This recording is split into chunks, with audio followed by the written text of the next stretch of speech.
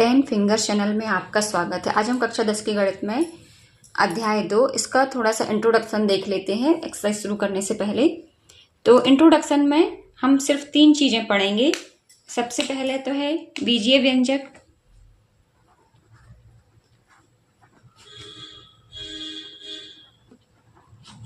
फिर हम पढ़ेंगे बहुपद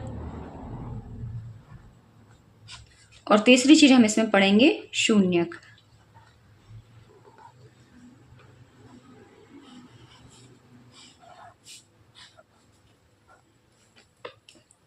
तो बीजीय व्यंजक क्या कहलाते हैं? जो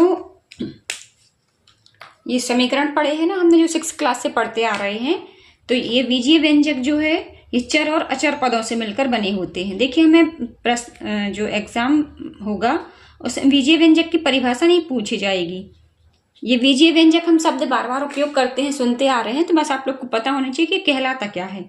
जैसे हमने वो एग्जाम्पल ले लिया 2x² + x + 3, तो इसमें चर पद क्या है? ये है x है इसमें चर, और अचर क्या है इसमें 3 है ना। तो चर यानी कि x y z ये सब होते हैं, और अचर यानी कि 1 2 3 4 ये संख्याएं होती हैं।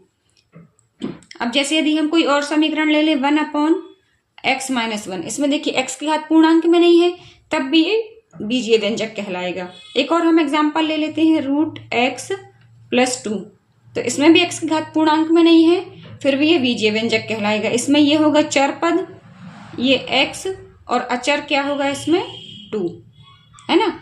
इसमें भी जब इसको हल करेंगे तब इसमें चर और अचर पद आएंगे। तो अब हम देखते हैं बहुपद। मेन तो इसका अध्याय का नाम ही है बहुपद, और हम इसमें बहुपद ही पढ़ना है। तो बहुपद की प्रॉपर मैं आपको परिभाषा तो नहीं बता पाऊंगी और कोई लिखने भी नहीं आ रही है, मैं केवल आपको बता रही हूं कि बीजीय व्यंजक में बहुपद होने के लिए आवश्यक है कि बीजीय व्यंजक में एक से अधिक पद होना चाहिए।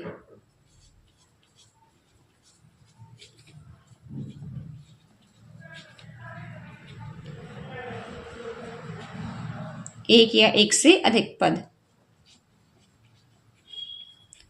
तब कोई भी व्यंजक बहुपद कहलाता है। और नंबर 2 पे होना चाहिए चर पदों की जो घात है वो पूर्ण संख्या होनी चाहिए।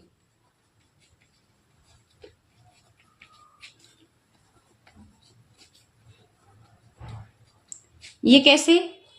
ये देखिए, जैसे कि हमने ये कोई एग्जांपल लिया 4x + 2, तो ये कैसा है? बहुपद है। अब यदि हमने ले लिया √x + 2, यही का यही एग्जाम्पल यदि हमने ले लिया, तो ये हमारा बहुपद नहीं है। बहुपद है हमारा केवल 4x + 2। अब इसके एग्जाम्पल देख लेते हैं। 4x + 2, इसमें बहुपद की घात क्या है?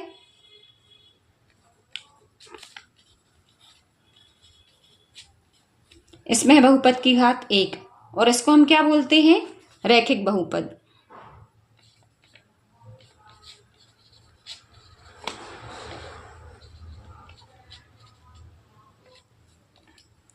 फिर एक और एग्जाम्पल ले लेते हैं।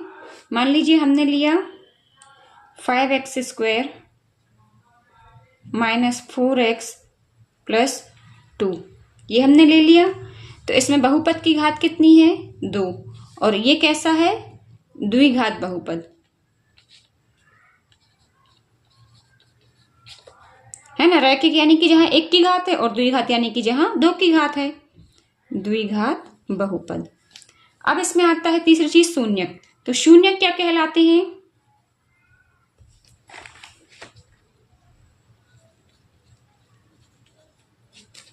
शून्यक की परिभाषा तो मैं एकदम से आपको नहीं आएगी लिखने के लिए, बस मैं आपको शब्दों के रूप में कुछ बता सकती हूँ कि चर के वे मान जिनको बहुपद में रखने से बहुपद का मान 0 प्राप्त हो जाता है। मैं आपको एग्जाम्पल की मदद से इसको समझा रही हूँ।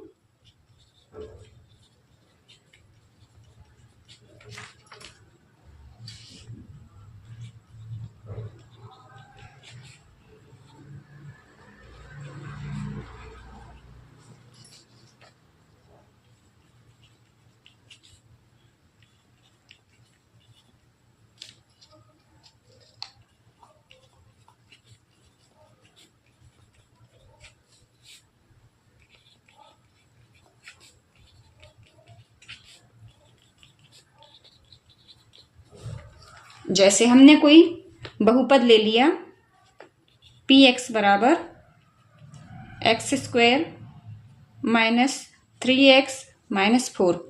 अब यदि हम इसमें x का मान रख लें -1,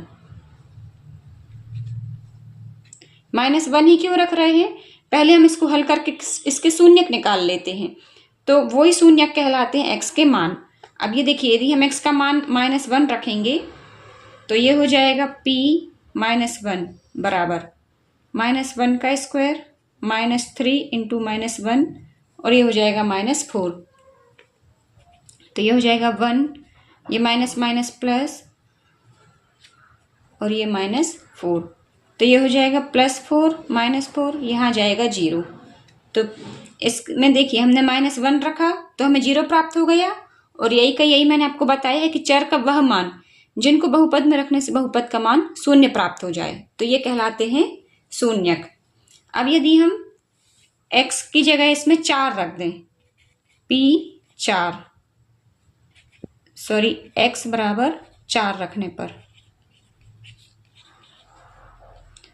तो p4 बराबर हो जाएगा 4 का वर्ग ऋण 3 गुणा 4 और ये ऋण 4, तो ये तो हो जाएगा 16 ऋण 12 ऋण 4, तो यहाँ आ जाएगा 16 ऋण 12 4 और ये वाला -4, तो ये हो जाएगा p4 बराबर 0।